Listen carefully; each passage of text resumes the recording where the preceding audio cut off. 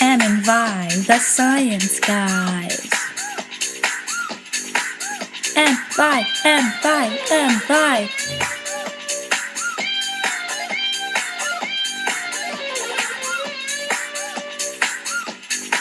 Science rules. Electrostatic force and field. Electrostatic force and field. Let's start simple. Static electricity. We can hear it, we can feel it, and we can see it. It's the imbalance of electric charges within or on the surface of a material. It is caused by two surfaces coming in contact and then separating. Why does static happen? It's simple.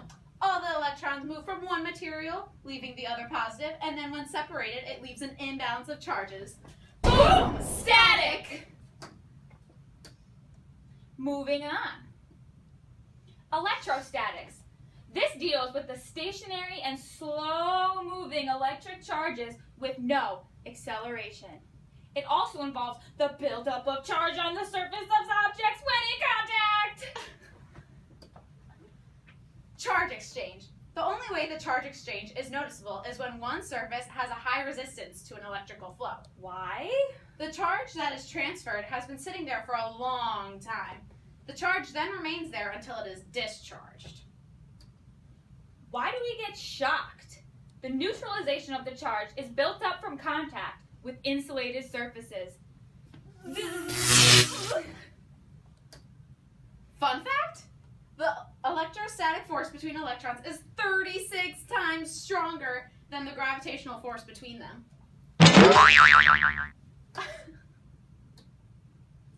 And now, electric field. Electric field is when two objects with different charges are in the same space. The space between them is the electric field. An electric field can also form around a one single charged element. Electric fields are also blocked by metallic objects. Formation of electric fields. They form from a potential difference in voltage. They can exist and form around stationary objects. Let's put stuff together. Coulomb's law. It was created in 1784 by Charles Augustin de Coulomb. This is the law of physics that describes electrostatic interaction. It states, the magnitude of an electrostatic force of interaction between 2-point charges is directly proportional to the scalar multiplication of the magnitude of charges and inversely proportional to the square of the distance between them. What did that mean? Basically, if two particles have the same charge, they repel.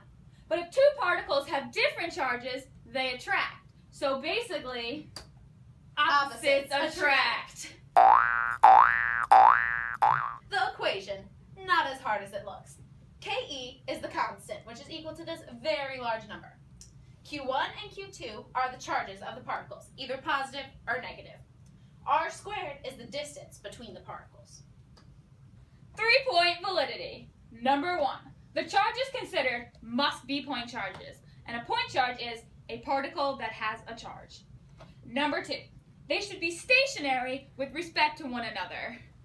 R-E-S-P-C-T, find out what it means to me.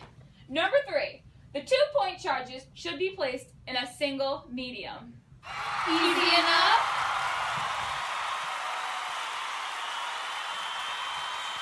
Our first experiment is about charges. To do this experiment, we used magnets and we just suspended them so you could see them move. As you can see, the magnet hanging will spin around until it finds its opposite charge to attract to. Our second experiment is on electrical flow. We used a balloon and paper.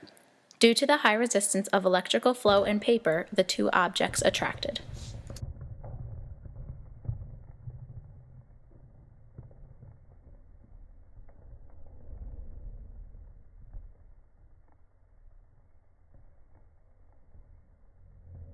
Our third experiment is about static electricity.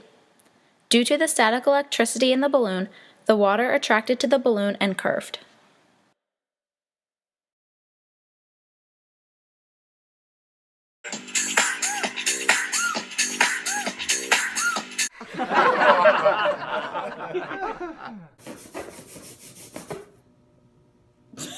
Aw, that makes me so sad. You were screaming.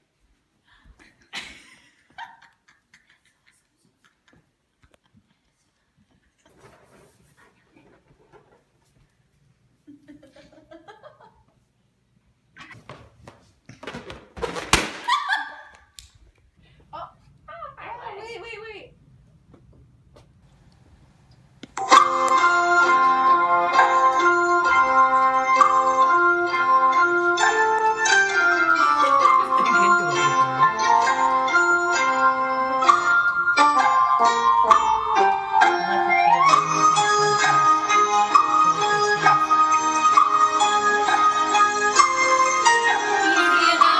Electric field that reminds me of SpongeBob's jellyfish fields.